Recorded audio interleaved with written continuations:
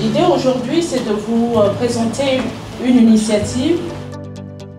WWF veut lancer dans la sous-région. C'est une initiative qui a déjà été engagée au niveau de la France. L'approche qu'on veut adopter, la première, d'abord, des politiques publiques solides.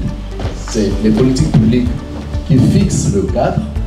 Il faut qu'il y ait ces politiques publiques. 90%, c'est-à-dire que pour une entreprise qui est exposée au risque de déforestation, étant donné que dans le monde, il faut rappeler, les émissions liées à la déforestation sont autour de 15%, cette ambition n'est pas atteignable sans régler le sujet de la déforestation.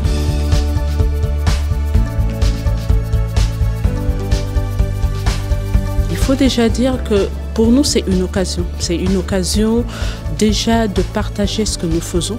Parce que l'un des points dans le cadre de telles réunions, c'est aussi tout ce qui concerne le partage d'expériences, de pouvoir regarder les leçons apprises et de faire des propositions. Parce qu'à travers nos projets sur le terrain, il y a un certain nombre d'éléments que nous récoltons et que nous voudrions vraiment mettre à la disposition des uns et des autres.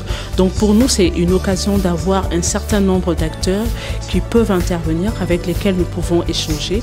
Il y a des points qui sont des points cruciaux, mais sur lesquels nous pouvons faire des propositions. Donc pour nous, en tant qu'ONG de conservation, tant que nous pouvons vraiment apporter notre expertise, notre appui technique dans des discussions, dans certains événements, nous sommes vraiment disponibles et nous nous tenons aux côtés des États, notamment dans le cas présent de la France et du Gabon.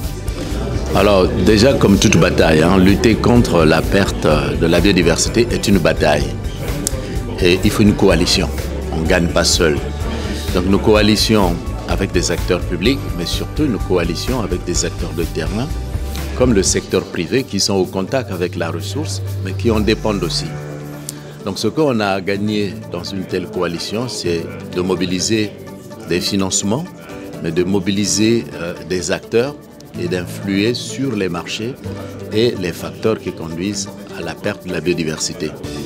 C'est une initiative qu'il faut soutenir, qui doit faire de la conservation non pas seulement un facteur de coût ou bien un coût additionnel à l'activité des entreprises, mais plutôt un facteur de compétitivité environnementale et de gain de productivité en matière de production de produits responsables. Alors les perspectives, nous on a des perspectives en termes d'impact. On est une ONG, nous sommes une ONG environnementale qui recherche vraiment de l'impact sur le terrain. Et donc là, une des perspectives et un des objectifs à court terme que l'on a, c'est de lancer 2 premiers projets à impact d'ici la fin de l'année 2023. Donc ce sera des premiers projets de paiement pour services écosystémiques.